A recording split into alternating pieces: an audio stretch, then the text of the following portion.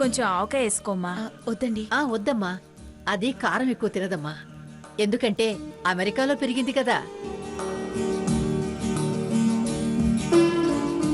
బొబ్బులి వారు వంశం అంటే కారం ఎక్కువ తింటారనుకున్నా. అది మా హయాంలో జరిగింది. ఇప్పుడు అలా లేరుగా పిల్లలు. బర్గర్లు, పిజ్జాలు.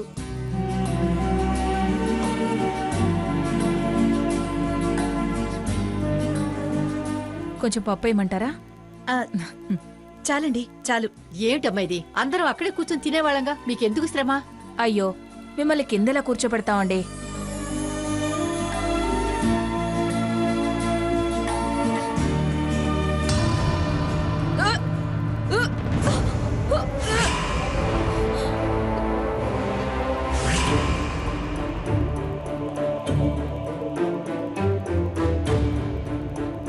స్వర్ణ, కంగారేం లేదులేవే. కొంతమందికి 7వ నెల దాకా అలా అవుతూనే ఉంటాయి.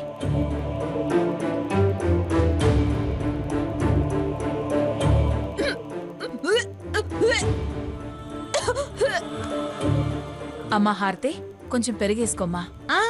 పెరుగు తింటే అలవాట్లేదులేమ్మా. స్వర్ణ,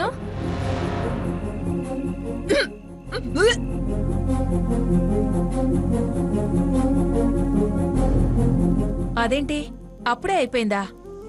అది చాలా తక్కువ తింటుందమ్మా. ఇప్పుడు పిల్లలు ఫ్యాషన్ కదా. స్వర్ణ, ఏంటే ఇది? నువ్వేమో ఇంగువ వాసన వచ్చింది, కడుపులో తిప్పింది అంటున్నావు. అవతల అమ్మేమో నెలలు కన్ఫర్మ్ చేసి చెప్తుంది.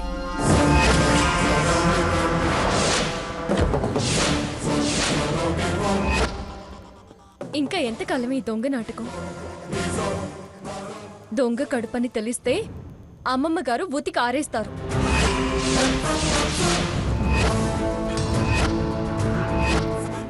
మేమక్కడ సెటిల్ అవ్వడం కాదు, నీ సెటిల్మెంట్కే ప్రమాదం వస్తుంది. ఏం చేయనక్క? ఎప్పటికప్పుడు ఈ నాటకానికి తెరేద్దామనుకుంటే ఏదో ఒక గొడవ వచ్చి పడుతుంది.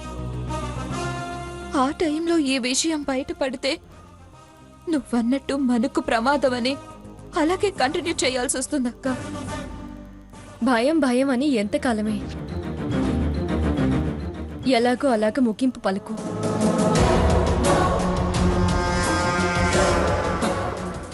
ఈ నాటకాలకి నేను ముగింపిస్తాను. ఇప్పుడు మనకి తాతయ్య గారి సపోర్ట్ దొరికింది కదా, టైం చూసి ఓపెన్ చేస్తా. స్వర్ణ, ఈ విషయంలో చాలా జాగ్రత్తగా వ్యవహరించాలి. అసలే ఆ సాకేత్ తిక్క మనిషి.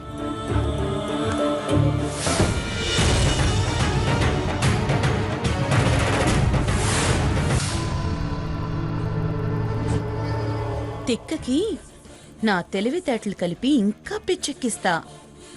ఇక్కడికి రావటం మంచిదైంది. వాళ్ళని ఆడుకోవడానికి మంచి ఆయుధం దొరికింది. అయ్యో రఘు, ఇదిగో మంచినీళ్ళు తాగు.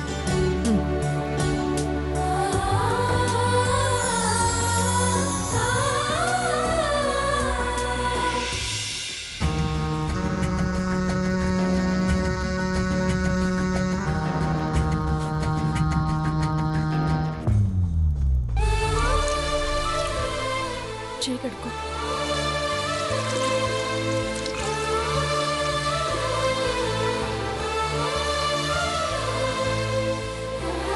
పద.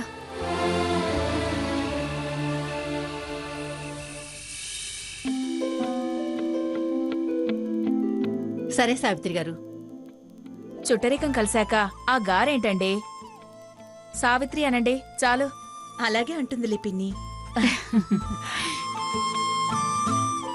అమ్మాయి చాలా కలుపుగోలు మనిషిలా ఉంది.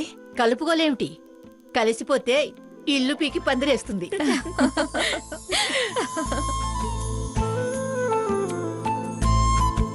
హలో సిస్టర్, తల్లి కాబోతున్నావుగా, ఈ బుక్ చదువు. నీకు నీ భర్త హెల్ప్ అవుతాడు. పిల్లాన్ని అతని చంకనెక్కించి నువ్వు అతని నెత్తినెక్కచ్చు.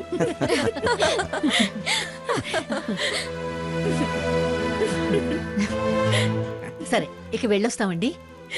మంచిదండి అండి. వస్తాం. వస్తామండి. సరే అండి. Right right right right. పద బాగి.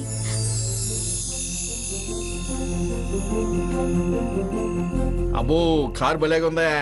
ఇలాంటిది ఎప్పుడు కొంటావా లుడో?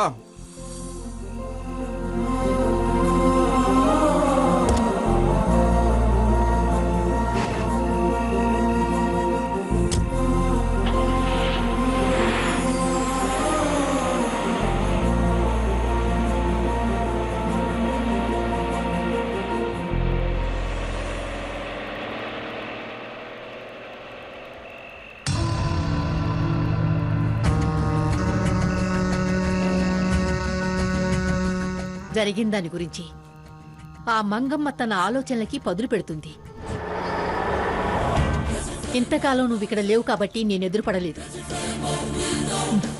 కానీ ఇప్పుడు ఇద్దరం ఒకటై ఆమెకు ఎదురెళ్లే ప్రయత్నం చేస్తున్నామని తెలిసి ఛాలెంజ్ చేశాక ఖచ్చితంగా మనల్ని ఎలాగైనా వైజాగ్ నుంచి తరివేయాలని చూస్తుంది.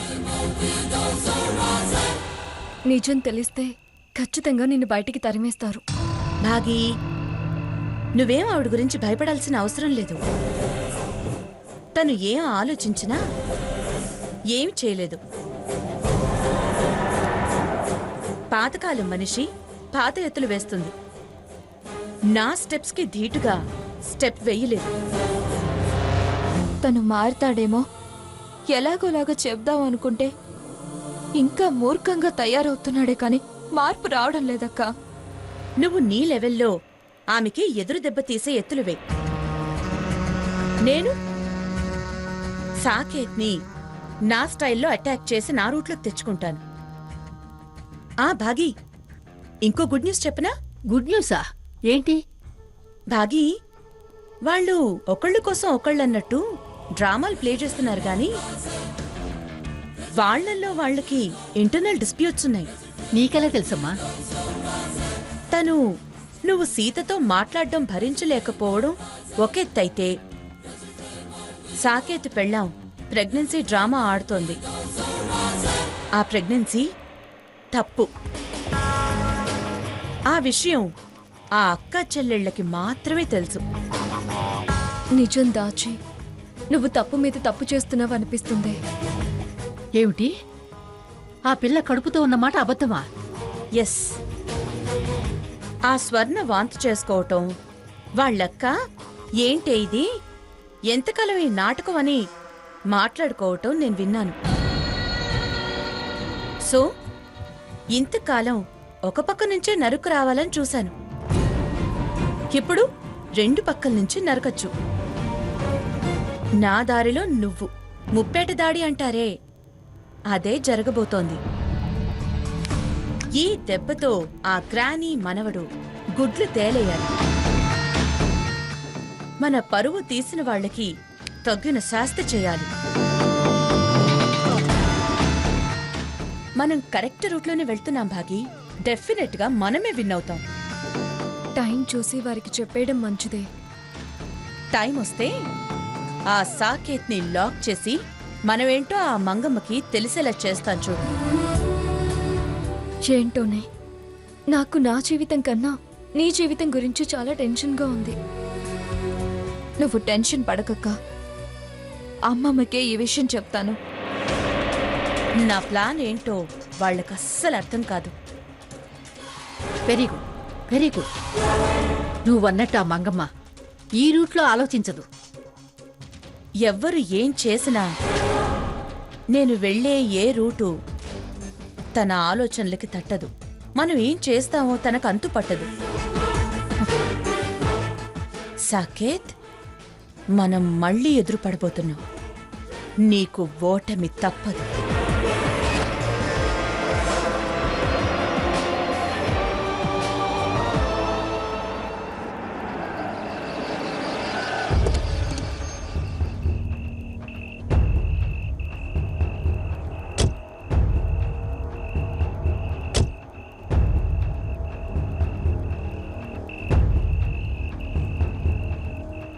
Door lock చేసినట్టున్నారే.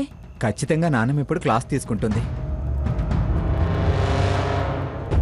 ఇందాకేగా అమ్మమ్మ గురించి అంత గొప్పగా పొగిడింది. ఆవిడేం అన్నదిలే. ఆ నీ పొగడ్తో మీనింగ్ తెలియదు ఆవిడకి.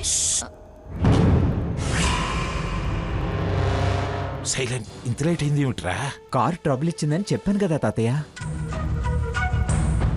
అదే కాదు తాతయ్య గారు, మా నాన్న వాళ్ళని మా ఇంటి దగ్గర దించేసి వచ్చాము. వాళ్ళు మీతోనే ఉన్నారా? యాక్చువల్గా ఏం జరిగిందంటే సరే సర్లే, వీళ్ళు పడుకోండి, రేపు మాట్లాడుకుందాం. తాతయ్య గారు, అదే ఆ భాగీరథి దేవి గారు అమ్మమ్మ గారు ఒకప్పుడు స్నేహితులట కదా. అవును, ఆ సంగతి మీకెలా తెలుసు? మా కార్ చెడిపోయింది కదా తాతయ్య, ఆడపిల్లలు ఎలా వెళ్తారు అని ఆవిడే మమ్మల్ని ఆవిడ కార్లో ఎక్కించుకొని మా ఇంటి దగ్గర దింపేసింది. అందరం కలిసి భోజనాలు కూడా చేశాం. పొరపాటును కూడా ఈ విషయం దాంతో చెప్పకండి. ఎందుకని తాతయ్య గారు? ఆ మాటలన్నీ మాట్లాడుకోవడానికి ఇది సమయం కాదమ్మా. తర్వాత వివరంగా చెప్తాను కానీ ముందు మీరు పదండి, రండి. పదక్క.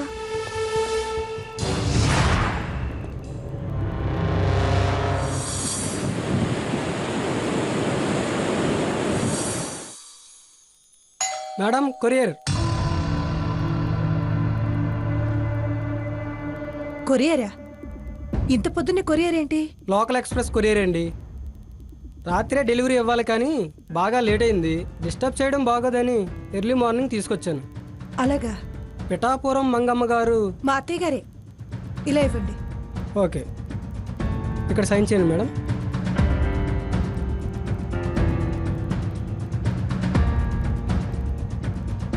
Thank you madam.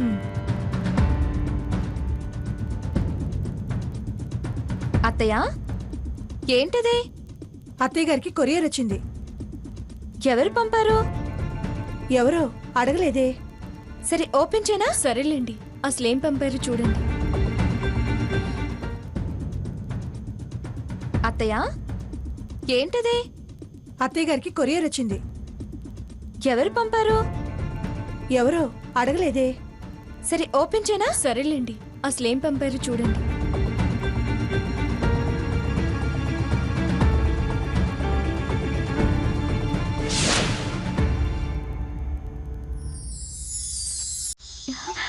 అబ్బా, చీరలు ఎంత బాగున్నాయో. ఇదిగో, దీని మీద పేరు కూడా రాసుంది.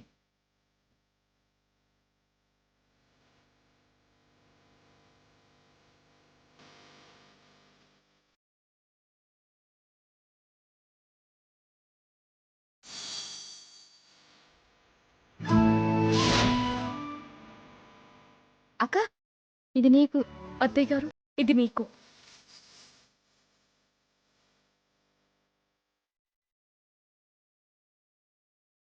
ఇది అమ్మమ్మ గారికి పంపారు. ఎవరే నాకు పంపారంటున్నారు? ఏం పంపారు? చీర అమ్మమ్మా. చీర అందరికి పంపించారు అత్తయ్య. ఎవరు? అదే తెలియదు, కొరియర్లో వచ్చాయి. దీని మీద ఫోన్ నెంబర్ మాత్రమే ఉంది. ఫోన్ నెంబర్ మాత్రమే ఉందా? దాంతో పాటు ఈ లెటర్ కూడా ఉంది. అందులో కూడా ఎవరు పంపించారో లేదా? చీరల ధ్యాసలో పడి అసలు లెటరే చదవలేదమ్మమ్మా. మీకు చీరలు నగలు కనిపిస్తే చాలు, ప్రపంచాన్నే మర్చిపోతారు. అసలు ఎవరు పంపించారు, ఎందుకు పంపించారు అని తెలుసుకోవడమే లేదు. బరాబరా భుజాల మీద వేసుకోవడం, నప్పిందా లేదని కులుక్కుంటూ చూసుకోవడం. ఏమే, అదంటే చిన్నపిల్ల. ఇన్నేళ్ళొచ్చాయి, నీకైనా కొంచెం ఆలోచన లేకపోతే ఎలాగా? వివరాలు తెలుసుకోకుండా కొరియర్ తీసుకోవడం ఏంటి? చీరలు వచ్చాయి కాబట్టి సరిపోయింది, లేకపోతే అందులో ఏ బాంబో, ఆంథ్రాక్స్ పొడిలా ఎబోలో వైరస్ పంపితే మొత్తం బూడిదే. చాలే, చూసుకుంది మురుసుకుంది చాలు గాని ఇంతకు ఎవరు పంపించారో చూడండి.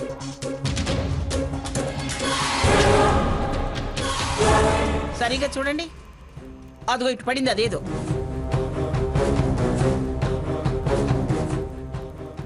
అమ్మమ్మ గారు, మీకే. ఏముందో చదువు. మహిళా రత్నం పిఠాపురం మంగమ్మ గారికి. ప్రతిష్టాత్మకమైన ఈ బిరుదు అందుకున్న సందర్భంగా అభినందనలు. మీ వ్యక్తిత్వం గొప్పది, మీ మనసు విశాలమైనది, మీరు దయార్థ హృదయులు, మీరు పారిశ్రామికవేత్తలు, వ్యాపార దిగ్గజం అని బిరుదిచ్చారని సంబరపడుతున్నారా? వాస్తవంగా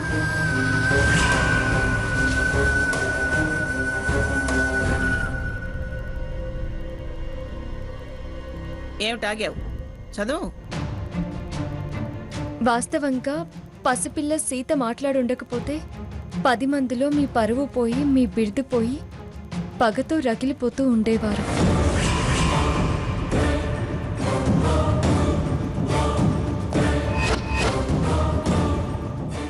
మీకు ఈ బిరుదు ఇప్పించి మీ ప్రతిష్టను పెంచిన ఆ సీతకి జన్మాంతం రుణపడి ఉండండి.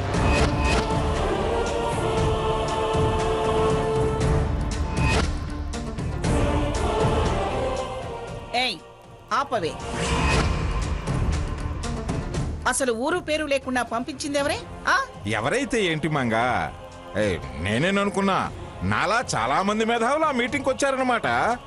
మీకు మీరు మేధావులు అనుకుంటే సరిపోతుందా? కాందే నీ చేత నేను ఇంటికి పిలిపించుకోగలిగానా? నిజంగా సీతా రఘురాములు అంతగా నచ్చజెప్పిన నా మీట్కు తీసుకురాకపోతే ఆ బిరుదు నీకు వచ్చేదా? నేనేననుకున్నా నాలా చాలా మంది మేధావులు ఆ మీటింగ్కి వచ్చారనమాట. మీకు మీరు మేధావులు అనుకుంటే సరిపోతుందా? కాందే నీ చేత నేను ఇంటికి పిలిపించుకోగలిగానా? నిజంగా సీతా రఘురాములు అంతగా నచ్చజెప్పిన నా మీటింగ్కు తీసుకురాకపోతే ఆ బిరుదు నీకు వచ్చేదా? చీరలు పంపటమే కాదు, మంచి సలహా కూడా ఇచ్చారు.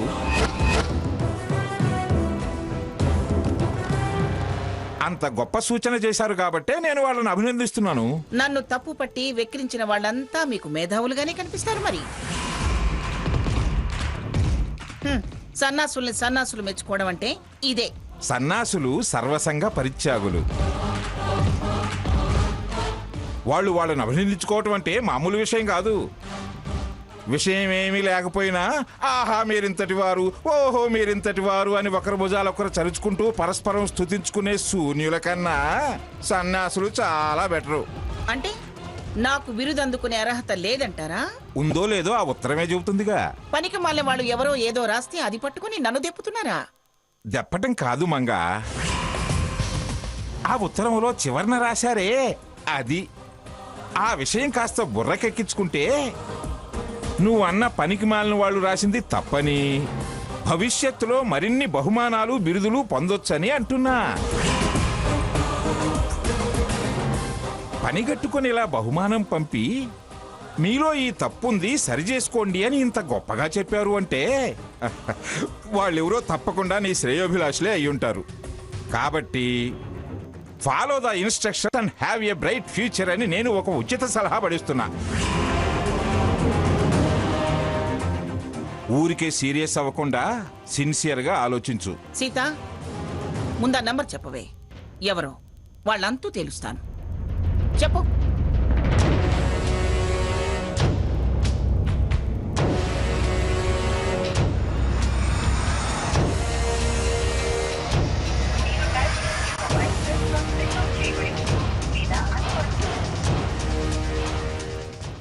నంబర్ కరెక్ట్గా చెప్పు. కరెక్టే.